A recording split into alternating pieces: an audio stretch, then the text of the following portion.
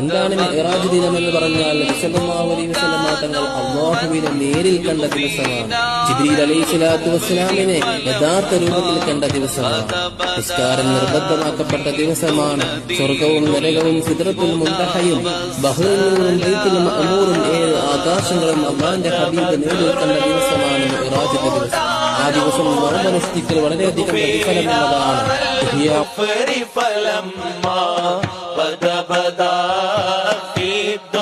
دين الهدى والسلام